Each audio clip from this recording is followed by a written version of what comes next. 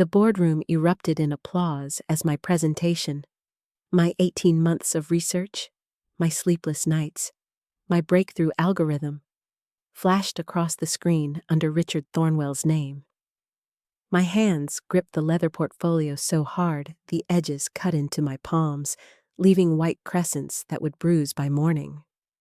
The senior partner stood, shaking his hand, while I remained frozen in my seat at the back corner, watching my career dissolve into someone else's triumph.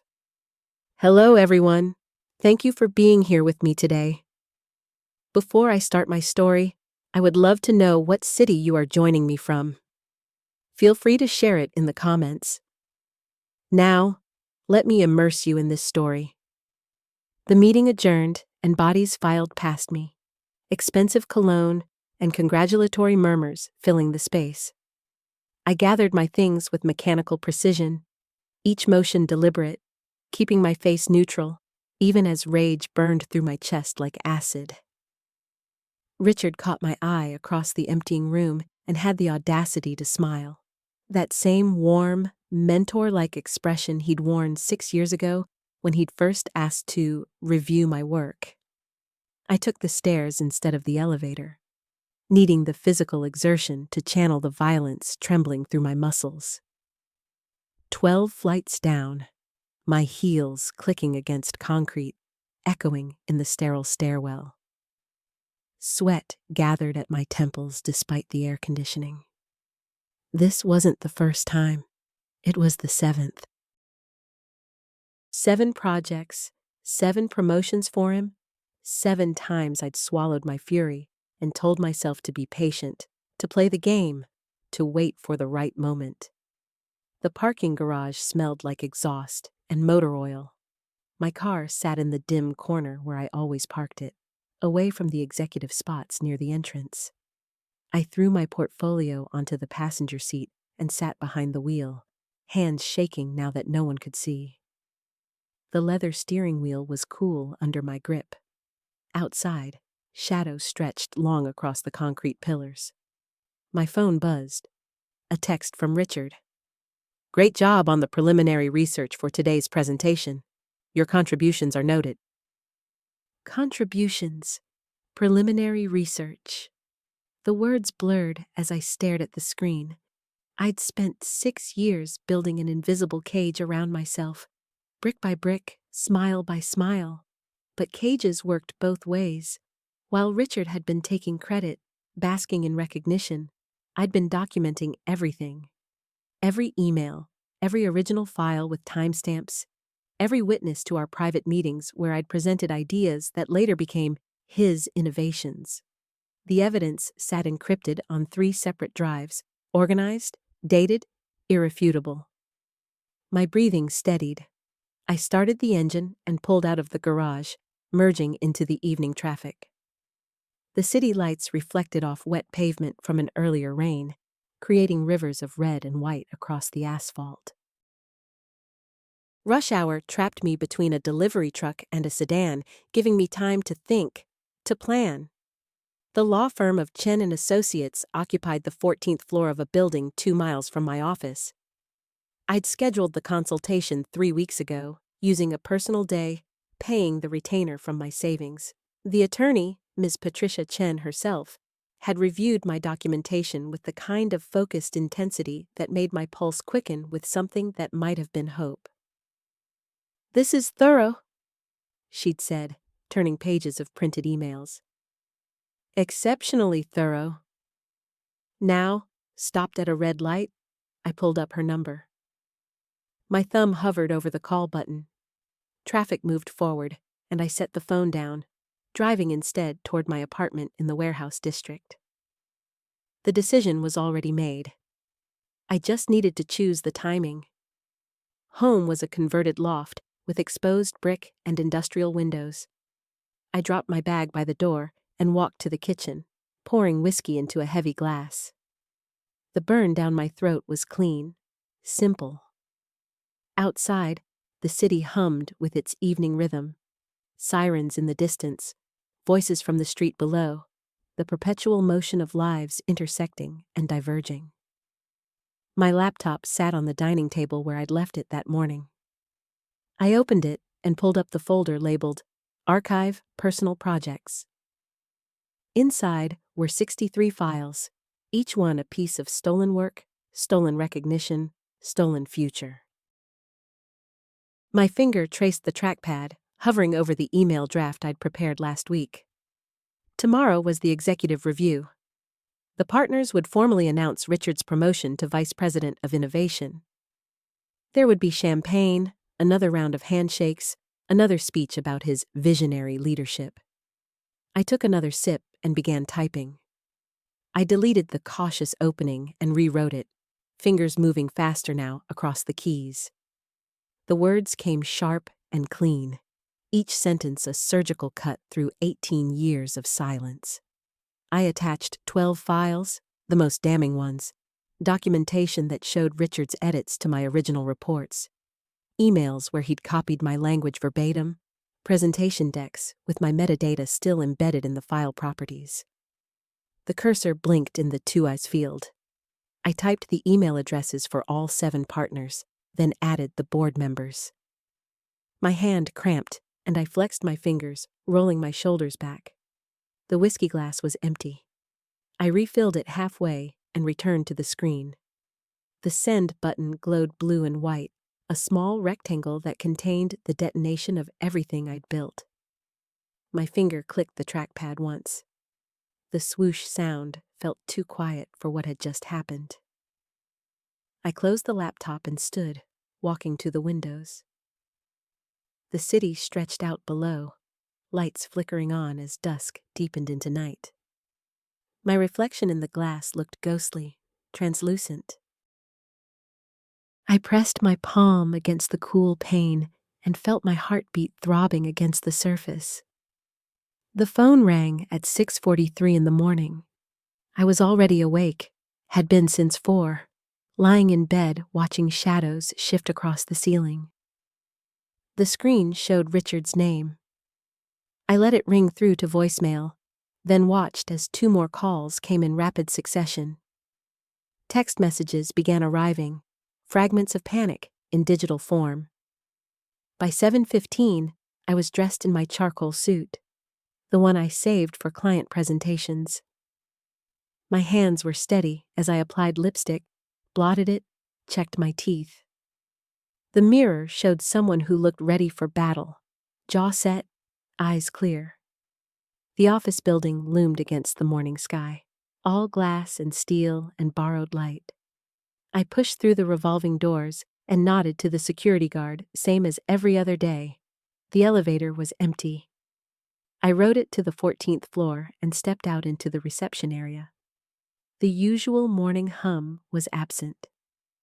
People clustered in small groups near cubicles, voices low and urgent. Heads turned as I walked past. Someone's coffee mug hit a desk with a sharp crack. I kept my eyes forward, measuring my pace, each step deliberate on the polished floor. My office door was closed. I reached for the handle and found it locked. My key card beeped red against the scanner. I tried again. Red. Julia. The voice came from behind me. I turned slowly. Martin Reeves stood 3 feet away, the managing partner, his face composed into that particular expression of concerned authority that powerful men perfected.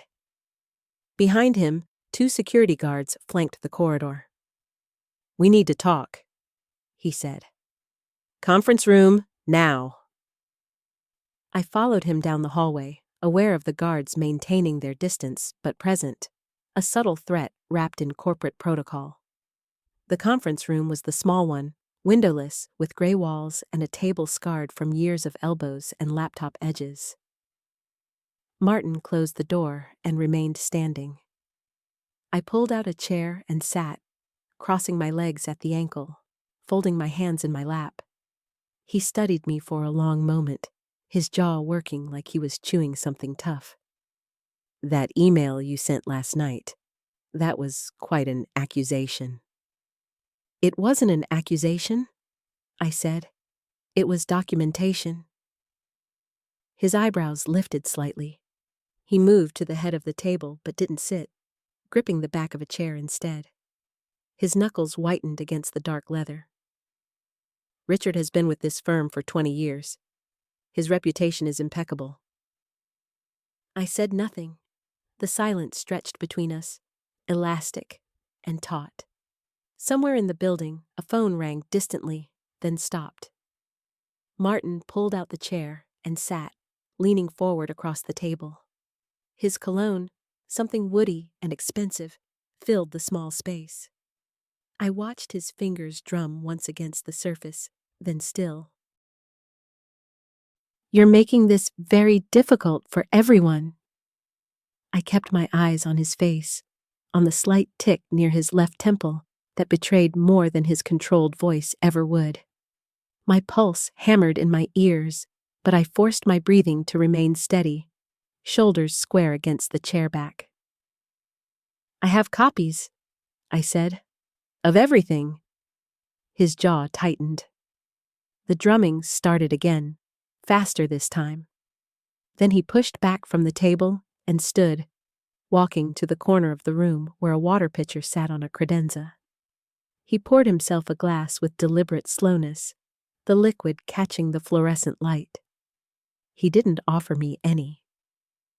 "Richard briefed the executive committee this morning," he said, still facing away, "about the Morrison project." My stomach dropped. I gripped the armrests, feeling the hard plastic bite into my palms. The Morrison project was mine, 18 months of work, late nights, weekends sacrificed. The presentation wasn't scheduled until next week. I'd been preparing for months. Martin turned, glass in hand. "It went exceptionally well. The client is thrilled. We're looking at a contract extension worth 7 figures. I stood up slowly, my thighs trembling with the effort of controlled movement. "I wasn't informed of any meeting. You were removed from the project last night, after your email." He took a long drink, his Adam's apple bobbing. "Richard felt it was best, given your instability." The word hung in the air like poison. I felt heat crawl up my neck, my face, but I kept my expression neutral. Years of practice, of swallowing rage and maintaining professionalism, of being twice as good for half the recognition, all of it coalesced into this moment. I walked to the door and tried the handle. Locked. "Sit down, Julia." I turned to face him, my back against the door, hands behind me gripping the handle. "Am I being detained?" Martin set the glass down with a sharp click. "Don't be dramatic. We're having a conversation about your future here." "My future?" I repeated the words flatly, letting them fall between us without inflection.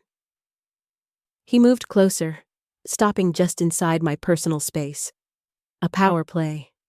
I could smell coffee on his breath beneath the cologne, see the fine lines around his eyes that deepened as he studied me. "You could apologize, retract the accusations. We'd be willing to consider that a momentary lapse in judgment. Stress. Everyone understands the pressure we're under here." My fingernails dug into the painted metal of the door handle behind me. I thought of my files, backed up in 3 separate locations. The emails Richard had forwarded to clients with his name where mine should have been. The presentations I'd built that he'd delivered. The contracts I'd negotiated that bore his signature alone. "No." The word came out steady, clear. Martin's face darkened, a flush creeping above his collar. He stepped back, retreating to the table, and pulled a manila folder from his briefcase. He opened it with precise movements, spreading papers across the surface. "Then we have a problem." He gestured at the documents. "These are complaints, from colleagues, about your attitude, your refusal to collaborate, your possessiveness over projects that are team efforts." I pushed off from the door and approached the table, scanning the papers. Familiar names jumped out. Richard's team members, people I'd worked alongside for years. The complaints were dated over the past 6 months, each one carefully crafted to paint me as difficult, territorial, unwilling to share credit. My hands shook. I pressed them flat against the table, feeling the cool surface against my palms. The words blurred as rage narrowed my vision to pinpoints. This is retaliation. This is documentation, Martin said, echoing my earlier words back at me. A pattern of behavior that's been noted and recorded by multiple parties. I straightened, pulling my hands back, curling them into fists at my sides. When were these filed? Over time, as issues arose. Before or after my email last night? His pause told me everything. I watched the calculation happen behind his eyes, the slight shift in his stance. He gathered the papers back into the folder with quick, sharp movements. The firm is prepared to offer you a severance package, 3 months' salary, excellent references. A mutual parting of ways. I laughed then, a short bark of sound that surprised us both. It echoed in the small room, harsh and bitter. Martin's expression hardened. Or we can discuss termination for cause. Your choice. I turned toward the door, my shoulder blades tightening as I moved. The handle felt slick under my palm, brass warming instantly against my skin. Behind me, I heard Martin shift his weight, the creak of leather shoes against the floor. I need 24 hours. The words came out steadier than I felt.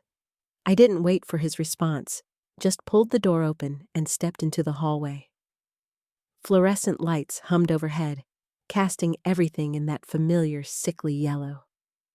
My heels clicked against the tile as I walked, each step measured, controlled. People would be watching through glass office walls. They always were. The elevator bank loomed ahead. I jabbed the down button 3 times, knowing it made no difference, needing the physical action anyway. My reflection stared back from the polished steel doors, jaw set, shoulders rigid, eyes harder than I recognized. 15 years of my life had walked into this building every morning. 15 years of late nights, missed dinners, sacrificed weekends. The elevator dinged, empty.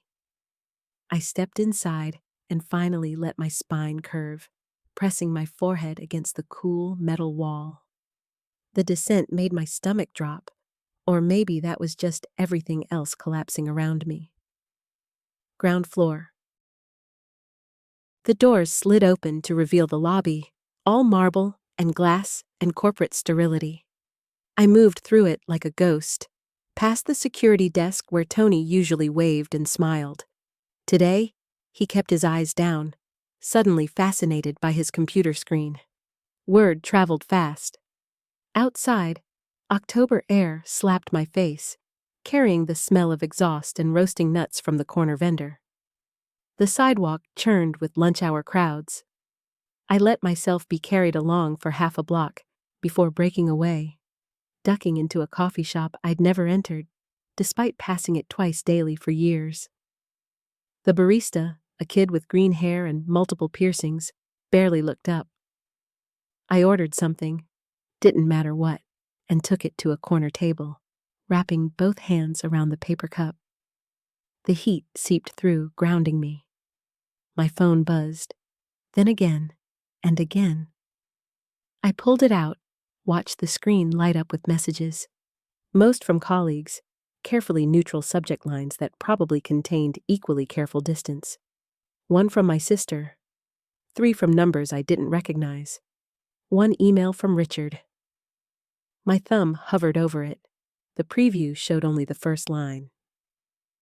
I'm sorry you're choosing to handle this so unprofessionally. I set the phone face down on the table and pressed my palms against my eyes until colors burst behind my lids. The coffee shop sounds washed over me. Steaming milk, grinding beans, murmured conversations, normal sounds, normal day. Except nothing was normal anymore. When I opened my eyes, a woman sat at the next table, laptop open, frowning at her screen. Mid-30s maybe, wearing a suit similar to mine. Wedding ring catching the light as she typed. She could be me 10 years ago. Believing the work mattered more than the politics. Thinking competence was armor. I grabbed my phone and opened the contacts, scrolling until I found the name I needed. Diane Chen. We'd done our MBAs together, stayed in touch through the years even as our careers diverged. She'd gone in-house at a tech company, left the firm life behind. Smart woman. The call connected after 2 rings. Julia, aren't you supposed to be saving the corporate world right now? Her voice carried that familiar warmth, tinged with humor. I swallowed hard, pressed my free hand flat against the table. I need a favor. A big one. Silence stretched between us. Then, talk to me. 20 minutes later, I was in a cab heading crosstown, phone cradled against my shoulder as I typed notes with my thumbs. Diane had given me 3 names. People who'd left the firm over the past 5 years, all under circumstances that smelled wrong. I'd been too buried in my own work to pay attention at the time, too focused on the next deadline, the next client crisis. The cab lurched through traffic. My driver cursed in a language I didn't recognize, laying on the horn. I barely noticed. The first name on Diane's list was someone I remembered, Patricia Young, a senior associate who'd been on partner track until suddenly she wasn't. The official story involved a client complaint. The Whisper network suggested something else. I pulled up her LinkedIn profile, currently working as general counsel for a nonprofit downtown. I sent a connection request with a brief message, kept it vague. Then moved to the second name. My phone rang. Unknown number. I almost declined, then answered on instinct. Ms. Gray? This is Detective Howard Chen with the Financial Crimes Unit. We should talk. The cab pulled to the curb 3 blocks from my office. I shoved cash through the partition and stepped onto the sidewalk, phone still pressed to my ear. Detective Chen's voice cut through the street noise. Calm, measured. The tone of someone who'd delivered bad news 1,000 times before. Not over the phone. There's a coffee shop on Lexington and 49th. Back corner booth, 1 hour. The line went dead. I stood there, briefcase clutched in my whitened knuckles, as pedestrians flowed around me like water around a stone. My reflection stared back from a storefront window. Navy suit wrinkled from sitting too long, eyes hollow with exhaustion I'd been ignoring for months. 58 minutes later, I walked into a cramped cafe that smelled of burnt espresso and old grease. Chen sat exactly where he'd promised. A man in his early 40s with wire-rimmed glasses and the compact build of someone who spent lunch hours at the gym. He didn't stand when I approached, just gestured to the cracked vinyl seat across from him. I slid in. He pushed a manila folder across the scarred tabletop. Your firm's been on our radar for 18 months. Financial discrepancies, pattern of senior partners billing for work they didn't do, claiming credit on cases handled by associates who later left under suspicious circumstances. My fingers found the folder's edge. I flipped it open. The first page showed a spreadsheet, case numbers, billing codes, attorney names. My name appeared in a column marked Actual Work Product. Richard's name filled the column labeled Credited Attorney. Row after row after row. How did you... Anonymous tip 6 months ago. We've been building the case since. Chen leaned back, arms crossed. You're not the only one. We've identified at least 7 other attorneys whose work was systematically reassigned in the billing system. The cafe felt too hot. I tugged at my collar, flipped through more pages. Each one documented instances I remembered. The Hastings merger, the Cordova litigation, the Riverside regulatory filing. Cases I'd bled over, pulled all-nighters for, sacrificed weekends and holidays to complete. All billed under Richard's name, credited to his productivity, used to justify his compensation and partnership status. I pressed my palm flat against the documentation, felt the cheap paper stock beneath my fingers. "Why are you telling me this?" Chen removed his glasses, cleaned them with a napkin, replaced them with deliberate care. "Because we need testimony. We've got the financial records, but we need someone willing to go on record about how the system actually worked, how he controlled the files, manipulated the time entries, buried the evidence." A woman at the counter dropped a ceramic mug. It shattered against tile, shards scattering across the floor. I flinched at the sound. Chen didn't move. I closed the folder, slid it back across the table. "I need time to think." "You've got 48 hours. He pulled a business card from his jacket pocket, set it on top of the folder. "After that, we move forward with what we have. With or without you." The subway ride back downtown passed in a blur of fluorescent lights and screeching metal. I clutched a pole near the doors, swaying with the train's rhythm as other passengers pressed close in the rush-hour crush. The folder sat in my briefcase, burning like evidence at a crime scene. I emerged at my stop, climbed the stairs into fading afternoon light.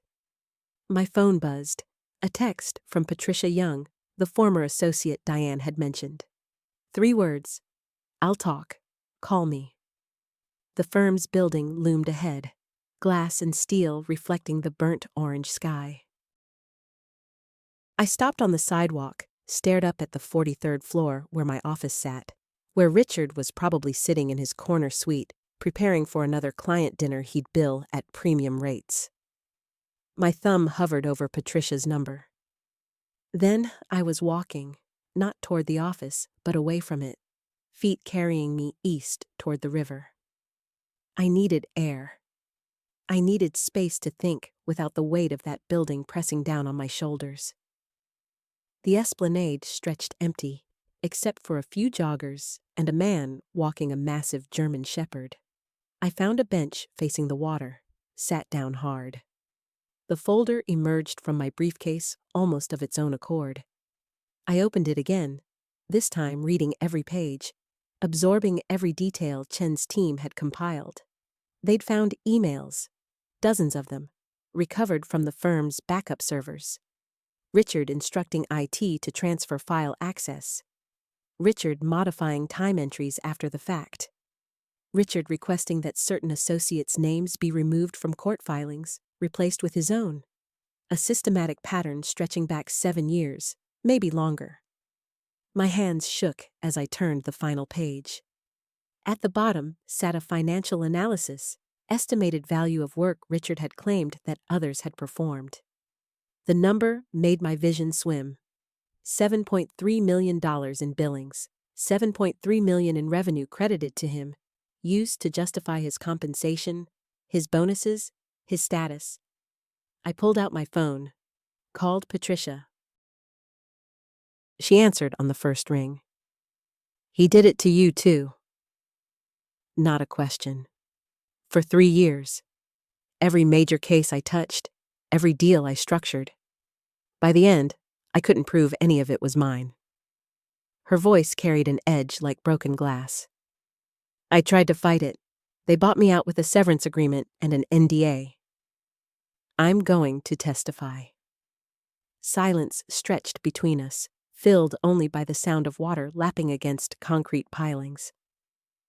"Good," Patricia finally said. "Burn it all down." I ended the call and sat staring at the water until the sun climbed higher, burning off the morning mist. A jogger passed close enough that I felt the vibration of footfalls through the bench. My briefcase sat beside me like a ticking bomb, the folder inside containing enough evidence to detonate Richard's entire career. The walk back to my apartment took 40 minutes. I climbed the 4 flights, each step feeling heavier than the last. Inside, I dropped the briefcase by the door and headed straight for the shower, turning the water as hot as I could stand. Steam filled the bathroom while I scrubbed my skin raw, trying to wash away the feeling of violation that had settled into my bones. My phone buzzed on the counter. Chen again. I wrapped myself in a towel and picked it up. The committee meeting is scheduled for Thursday morning, 9 a.m. Richard will be there. Thursday, 2 days away. My stomach clenched hard enough to double me over. Will I have support? Other witnesses? Patricia agreed to appear. We found another junior partner, Martin Cross. He left the firm last year but kept documentation. And there's an associate, current employee, considering coming forward. I pressed my forehead against the cool mirror, watching my breath fog the glass. An associate still at the firm, risking everything. My reflection stared back, hollow-eyed and older than my 46 years. Wednesday arrived with unseasonable cold. I spent the day at my dining table, rehearsing my statement, going over the evidence until the words blurred together. Around 3 p.m., my phone rang from an unknown number. I hesitated, then answered. Heavy breathing on the other end. Then a man's voice, rough and deliberately disguised. You should withdraw your testimony. Accidents happen to people who don't know when to shut up. The line went dead. My hand trembled so violently I dropped the phone. It clattered against the hardwood floor, the screen spiderwebbing from the impact. I grabbed the edge of the table, knuckles going white, pulse hammering in my ears like thunder. The police officer who responded to my call was young, barely 30, with a name tag that read Martinez. He took notes while I explained, his pen scratching across the pad in short, efficient strokes. Any idea who might have made the call? Someone connected to Richard Thornton. He's the partner I'm testifying against. Martinez's expression didn't change, but something shifted in his eyes. Recognition, maybe? Or skepticism. He closed his notebook, handed me a card. We'll run the number. In the meantime, vary your routine. Stay aware of your surroundings. After he left, I stood in the middle of my living room, phone still shattered on the floor, and felt the walls closing in. The apartment suddenly felt exposed, vulnerable. Every window became a potential entry point. Every shadow in the hallway outside held menace. I grabbed my laptop and the folder, stuffed them in an overnight bag along with clothes. My sister lived in Brooklyn, 40 minutes on the subway. I hadn't spoken to Denise in 3 months, not since our argument about Mom's care. But she was family, and right now I needed somewhere that Richard couldn't easily find. The subway platform was nearly empty at 5 p.m. I positioned myself with my back against a support column, watching both directions. A man in a dark coat stood at the far end, his attention seemingly focused on his phone. When the train arrived, he boarded the same car, taking a seat 3 rows behind me. I watched his reflection in the window as the train lurched forward. He never looked up from his phone, but something about his posture seemed too deliberate, too controlled. At Atlantic Avenue, I stood suddenly and slipped through the doors just as they began closing. The man didn't follow. Paranoia, probably. But I spent the next 20 minutes doubling back, switching trains, making sure no one stayed with me. By the time I emerged in Brooklyn, dusk had settled over the streets, turning everything shadow and amber streetlight. Denise's brownstone sat on a tree-lined block that felt a world away from Manhattan's steel canyons. I climbed the steps and rang the bell. Footsteps approached, then the door swung open. My sister stood backlit by warm interior light, her hair pulled back, reading glasses perched on her nose. Her expression moved through surprise, confusion, and finally concern as she took in my disheveled appearance. Julia? What happened? I pushed past her into the entryway, checking the street one more time before the door closed. My hands were still shaking. I need to stay here tonight. Maybe tomorrow, too. Denise reached for me, her hand warm on my shoulder, and I realized I was crying. The tears came sudden and hot, months of suppressed rage and fear finally breaking through. She guided me to her couch, disappeared into the kitchen, returned with whiskey in a tumbler. I drank it in one burning swallow. The whiskey glass trembled against the coffee table as I set it down. My fingers left condensation marks on the wood. Denise settled into the armchair across from me, folding her legs beneath her, waiting with the infinite patience she'd perfected, raising 3 teenagers. I pulled the flash drive from my pocket and held it up between us. The small device caught the lamplight, innocent-looking despite everything it contained. My throat felt raw from the whiskey and unshed tears. I copied everything. 5 years of his theft, every project he stole, every presentation he plagiarized. It's all here. Denise leaned forward, her eyes sharp behind those reading glasses. She worked in corporate law, had seen 1,000 workplace battles play out in conference rooms and courtrooms. Her silence felt weighted with professional assessment. The next morning arrived too quickly. I barely slept, startling awake at every creak of the old brownstone settling, every car passing on the street below. When dawn finally bled through Denise's guest room curtains, I found her already in the kitchen, coffee brewing, toast cooling on a plate. She'd laid out fresh clothes, a charcoal suit jacket and slacks that had belonged to her ex-husband, tailored enough to pass professional. I showered until the water ran cold, scrubbing away yesterday's fierce sweat and grime. In the mirror, my reflection looked hollow, older than 46. Dark circles shadowed my eyes. I covered them with concealer borrowed from Denise's bathroom, armoring myself with makeup and pressed fabric. The subway ride back to Manhattan stretched interminably. I gripped the flash drive in my jacket pocket, feeling its sharp edges through the material. Morning commuters packed in around me. Bodies pressed close, the smell of coffee and perfume, and unwashed hair mingling in the recycled air. At each stop, I scanned the platform, searching for that man with the newspaper, but saw only strangers absorbed in their phones. The Meridian building rose before me like a glass monument to everything I'd helped build and everything that had been stolen. My security badge hung heavy around my neck. I swiped through the lobby turnstiles, rode the elevator to the 14th floor, each floor number illuminating with a soft chime that matched my accelerating heartbeat. The office hummed with its usual morning chaos. Keyboards clattered. Phones chirped. Someone had brought pastries that filled the air with artificial cherry and almond scent. I moved through it all like a ghost, invisible in the way I'd become invisible over 5 years of having my work appropriated. My cubicle felt smaller than I remembered. I woke my computer, logged into the system with fingers that had steadied overnight. The flash drive felt hot in my palm as I inserted it into the USB port. Files began copying to my desktop. An insurance policy, redundant backups stored where I could access them remotely if needed. Movement caught my peripheral vision.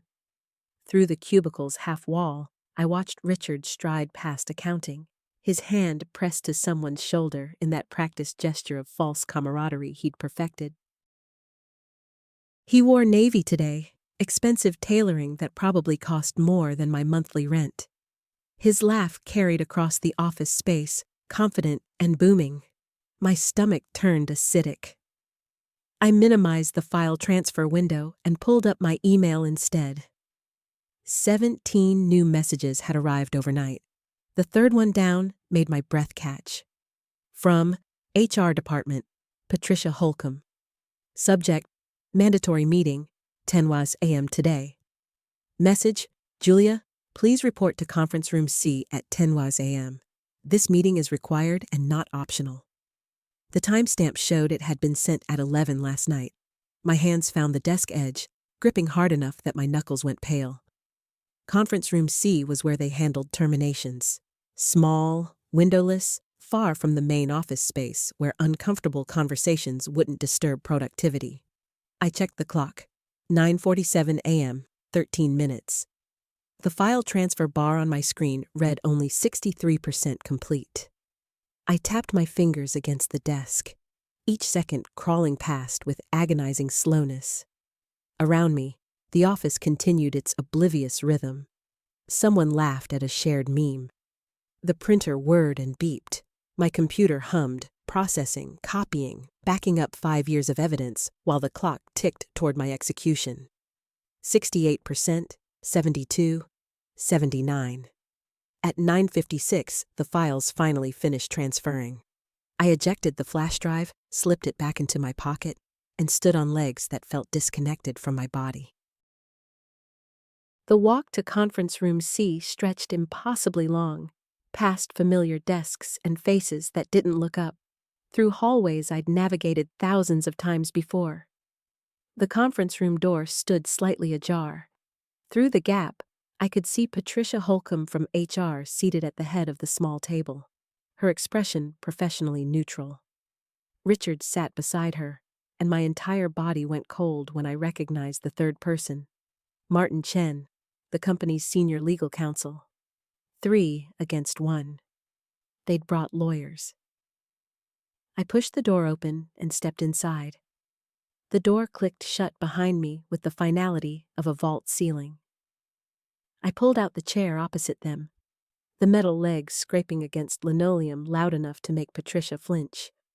The table between us was empty except for a thin manila folder positioned directly in front of her. My termination papers, no doubt, already prepared and waiting for signatures. Richard's fingers drummed against the table surface, a nervous tell I'd observed countless times when he was cornered in meetings. Martin Chen sat motionless, his silver pen held precisely between thumb and forefinger like a surgical instrument. The overhead fluorescent lights hummed, casting everything in that sickly corporate glow that made even healthy skin look jaundiced. "Julia, thank you for coming," Patricia began, her voice carrying that rehearsed HR softness that always preceded bad news. I didn't respond. Instead, I reached into my blazer pocket and pulled out the flash drive, setting it in the center of the table with a decisive click. The small black device sat there like a grenade with its pin already pulled. Richard's drumming stopped. His eyes fixed on the drive, then jumped to my face, and I watched the color drain from his cheeks. "Before we begin," I said, my voice steady despite the adrenaline coursing through my veins, "I think you should know what's on that drive." Martin leaned forward slightly, his lawyer's instincts immediately engaged. Patricia's hand moved toward the folder, then hesitated, suspended in midair. Richard's jaw clenched so tight I could see the muscle jumping beneath his skin. I pulled out my phone next, opened my email app, and turned the screen so they could see the draft message waiting there. The recipient list was extensive. The board of directors, the CEO, the heads of every major department, and several addresses from industry watchdog organizations and business journalists. 5 years of documentation, I continued. Every proposal I wrote that Richard presented as his own. Every client pitch I developed that he delivered. Every strategy document, every analysis, every innovation that built his reputation, while my name was systematically erased from the record. My finger hovered over the send button. The phone felt hot in my palm, or maybe that was just my hand shaking with the effort of holding still. Richard's face had gone from pale to blotchy red, his hands now pressed flat against the table as if bracing for impact. Timestamps, metadata, draft versions showing my authorship, emails where he explicitly instructed me to remove my name from presentations, testimony from 3 former colleagues willing to corroborate everything. I paused, letting each word land. And recordings from the last 6 months. That last word hit like a physical blow. Richard jerked backward in his chair. Martin's pen finally moved, scratching something rapid onto the legal pad in front of him. Patricia's professional mask cracked, her eyes widening with the realization of how thoroughly this situation had spiraled beyond her prepared script. The recording device had been my insurance policy, purchased after Richard's threats became explicit. Small enough to clip inside my blazer, sophisticated enough to capture crystal-clear audio. Every condescending comment, every instance of him claiming my work in meetings, every threat about my future at the company, all preserved in digital clarity. "This is highly irregular," Martin said, his lawyer voice smooth but tense. "Recording conversations without consent is perfectly legal in a one-party consent state," I interrupted. "I checked. Thoroughly."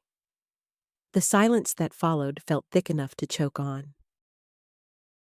Through the small window in the door, I could see people passing in the hallway, oblivious to the controlled detonation happening in this small room.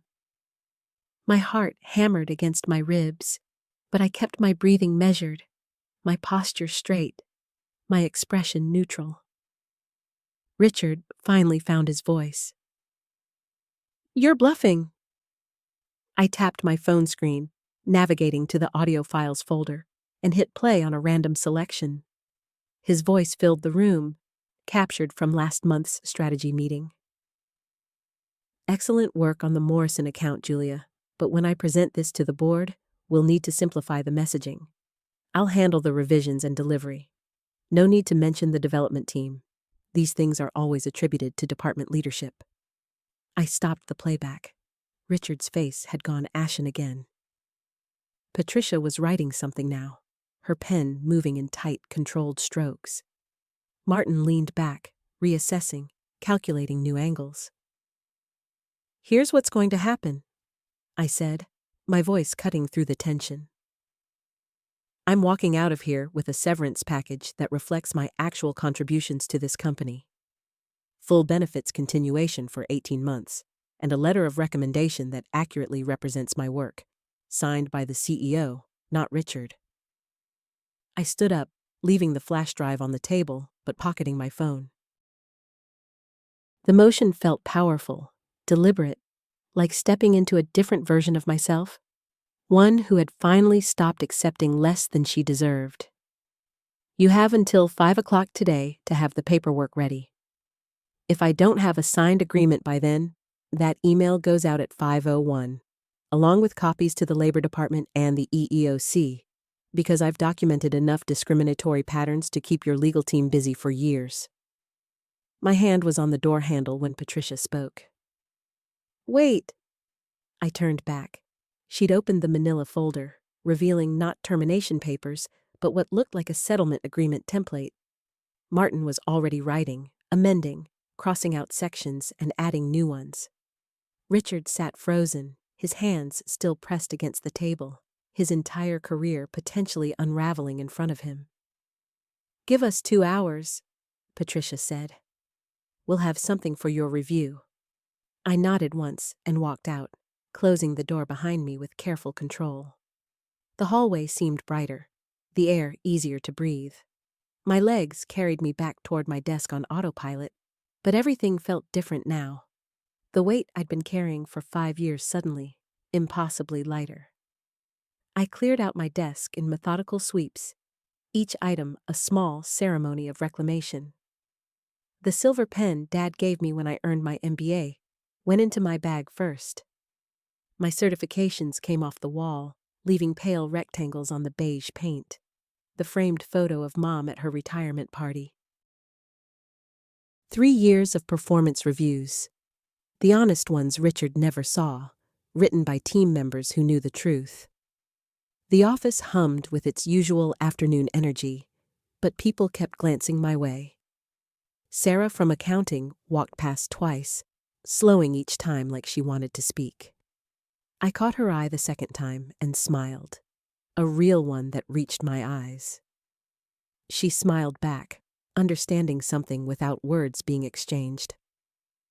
My phone buzzed at 3:47.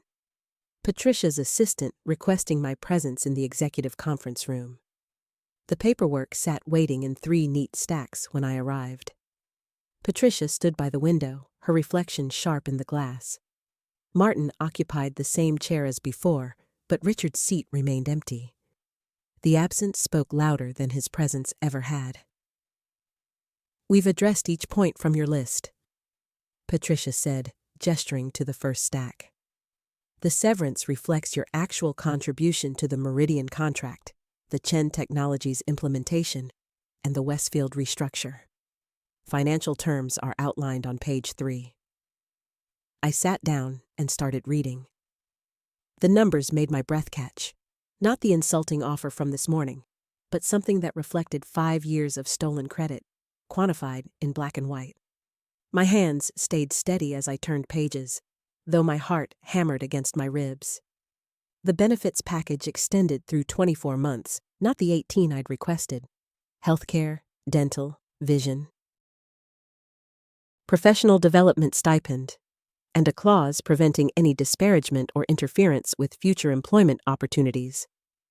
"Page 7, Martin said quietly, sliding the second stack closer.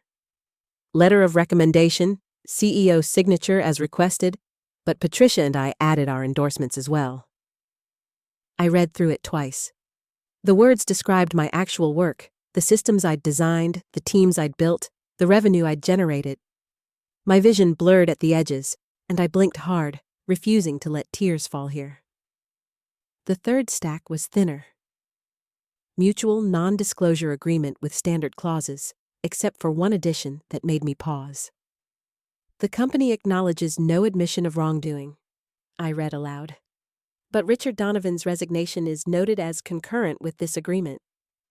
"He submitted it an hour ago," Patricia said. Her tone carried no satisfaction, just tired finality. "The board accepted immediately." I set the paper down, processing this. 5 years of watching him collect praise for my ideas, accepting promotions built on my innovations, building his reputation with my labor, and it ended with a resignation letter. Not the public exposure I'd imagined during countless angry nights.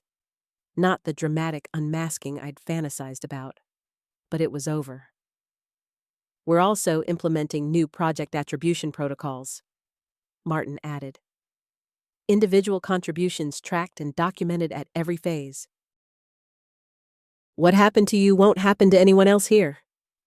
I picked up the pen, my own silver one, not the company's cheap plastic, and signed each document where the highlighted tabs indicated. The scratching sound seemed loud in the quiet room. Patricia and Martin added their signatures, Martin notarizing with his seal and stamp. "Your final paycheck includes unused PTO through today," Patricia said, sliding an envelope across the table. "The severance direct deposit initiates tomorrow. Benefits transition paperwork is included." I gathered my copies, the paperweight solid and real in my hands. Everything I'd demanded, everything I deserved, finally acknowledged in binding legal language. The victory felt different than I'd expected. Less triumphant, more like setting down something heavy I'd carried too long. "Julia," Patricia said as I stood to leave. I paused, surprised to hear my name instead of Miss Gray. "For what it's worth. I'm sorry it took this to make us look properly. You deserved better from this company."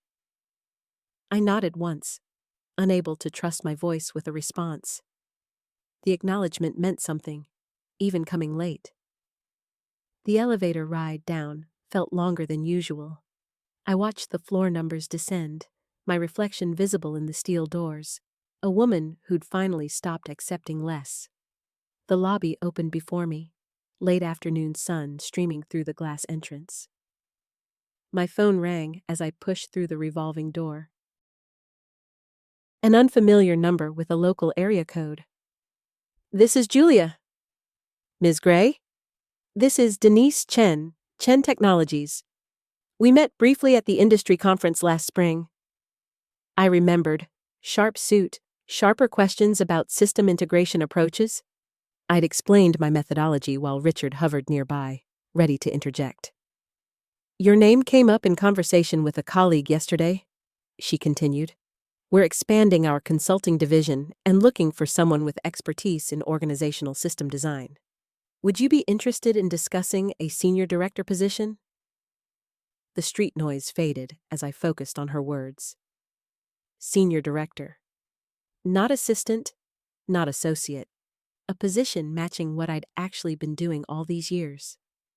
Yes, I said, my voice steady and clear.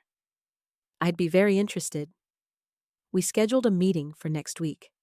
I saved her contact information, then stood on the sidewalk outside my former office building, letting the reality settle into my bones. The weight of those 5 years hadn't disappeared. It had transformed into something else. Proof of what I could survive. Evidence of what I was worth. I walked toward the parking garage, my bag heavy with certificates and frames and documentation of who I'd always been, even when others refused to see it. Block 1010. 6 months later, I stood in my corner office on the 20th floor, morning light flooding across the polished desk, where blueprints and project proposals spread in organized chaos.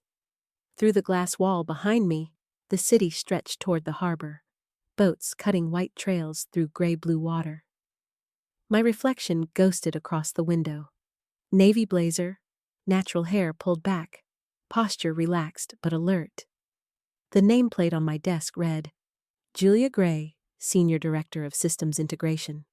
I touched it briefly each morning, grounding myself in the solid brass reality. My phone buzzed with a text from the CEO. Excellent presentation yesterday. Board approved your expansion proposal. Let's discuss implementation timeline. I typed a response, fingers steady on the screen. The tremor that used to accompany every communication with leadership had vanished somewhere between my second successful project delivery and the company-wide email praising my innovative approach to client relations. Footsteps approached my door. My assistant, a sharp recent graduate named Trevor, appeared with coffee and a folder. The Henderson contract just came through. They specifically requested you lead the integration. Perfect timing. Clear my afternoon Friday for the kickoff meeting. He nodded and disappeared. No second-guessing my decisions, no subtle undermining, no credit stolen before it reached my hands. Just straightforward execution of the work I directed. My team of 6 occupied the collaborative space visible through my office's interior window. They clustered around a monitor, pointing and debating, the kind of energetic problem-solving that happened when people felt safe contributing ideas. I'd hired each one personally, looking for competence and integrity rather than empty confidence. The coffee warmed my palms through the ceramic mug, real china, not disposable cups from the break room. Small luxuries that marked the difference between this life and the previous one. My calendar showed back-to-back client meetings for the next 3 days. High-profile accounts, complex systems requiring the exact expertise I'd developed over years of invisible labor. Now, every solution carried my signature. Every success linked directly to my name in reports that circulated to executive leadership and board members. I pulled up the industry newsletter on my second monitor. The headline featured a merger announcement, Richard's former company absorbed by a larger competitor. Further down, a brief mention that several senior managers had been let go during restructuring. His name appeared in the list. No satisfaction rose in my chest. No vindictive pleasure. Just a distant recognition of consequences catching up to actions. The universe correcting its own imbalances without requiring my energy or attention. My phone rang. Denise Chen's name flashed across the screen. Julia, got a minute? I'm sending over details for the keynote panel next month. They want you to speak about building authentic leadership practices. Send it through. I'll review this afternoon. We discussed logistics briefly before ending the call. A keynote panel. My methodologies, presented under my own name, to an audience of industry professionals who would associate the insights directly with my expertise. The door opened again. Trevor reappeared with lunch from the Vietnamese place 3 blocks over. Pho with extra herbs, exactly how I ordered it every Tuesday. Conference room's ready when you are. The team's waiting on your infrastructure review. I gathered my laptop and notes, steam rising from the soup container he'd placed on my desk. The scent of star anise and basil filled my office, mixing with coffee and the faint smell of new carpet from recent renovations. The conference room hummed with focused energy when I entered. My team looked up expectantly, tablets and laptops open, ready to present their progress and receive guidance. They trusted my judgment, valued my input, implemented my vision without question or resistance. "Let's see what you've got," I said, settling into my chair at the table's head. The presentation flowed smoothly, each team member contributing sections they'd developed based on frameworks I'd taught them. Questions arose, and I answered them, watching understanding dawn across faces as complex problems simplified under proper analysis. 2 hours later, we wrapped up with clear action items and deadlines. The team filed out energized rather than depleted, carrying assignments they actually wanted to complete. Alone again, I returned to my office and stood at the window. The sun had shifted westward, casting long shadows across the downtown buildings. Somewhere in this city, Richard probably sat in interviews or scrolled job listings, confronting the gap between the reputation he'd built on stolen work and the actual skills he'd never developed. I felt nothing toward him now. No anger, no resentment, no lingering bitterness. He'd become irrelevant to my story. A footnote, a cautionary tale I might mention someday when mentoring younger professionals about workplace dynamics and self-advocacy. My reflection in the glass showed someone I barely recognized from 6 months ago. Same face, same body, but everything else transformed. The tension had left my shoulders. My jaw no longer clenched unconsciously. My eyes held steady confidence rather than suppressed frustration. This version of myself had always existed, buried under years of being diminished and dismissed. She'd simply needed permission to emerge. Permission I'd finally given by walking away from situations that demanded she stay small. The sunset painted the sky orange and pink. I packed my bag, gathering the materials I'd review tonight. Not frantically preparing for someone else's presentation, but refining my own strategies for tomorrow's client pitch. The office emptied as I walked through, calling goodbyes to the few remaining staff. The elevator descended smoothly, no churning anxiety in my stomach about what awaited me tomorrow. Outside, evening air cooled my face as I walked toward the parking garage. My car sat where I'd left it that morning, unburdened by boxes of stolen accomplishments or evidence of years wasted. I drove home through familiar streets, the route to my new apartment automatic now. Larger space, better neighborhood, rent easily covered by my increased salary. Plants thrived on the balcony. Books lined the shelves. Photos from a recent weekend trip with friends decorated the entry table. Inside, I dropped my bag and kicked off heels, stretching muscles pleasantly tired from a productive day. The refrigerator held actual groceries rather than takeout containers accumulated during years of coming home too exhausted to cook. I made dinner while music played from the speaker. Jazz, something smooth and unhurried. No deadline pressure, no stolen credit haunting my thoughts. No performance anxiety about tomorrow's meetings. Just quiet satisfaction in work well done and properly recognized. Later, settled on the couch with tea and a book, my phone buzzed with messages from my team sharing ideas they'd had after the meeting. Enthusiasm extended beyond work hours because they felt invested in projects bearing their actual contributions. I responded encouragingly, then set the phone aside. The book waited, and so did sleep that came easily now, untroubled by resentment or futile planning about how to make people see my value. They saw it now. More importantly, I saw it, reflected in every decision, every success, every day that proved I'd been right to demand better. Did you like my story? And which city are you listening from? Let's meet in the comments.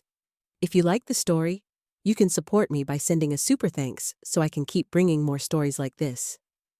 Thank you so much for your sweet support. I'm looking forward to your comments on the story. On the screen, you can see 2 new life stories that I highly recommend. There's so much more on my channel. Don't forget to subscribe. See you in the next life story. With love and respect.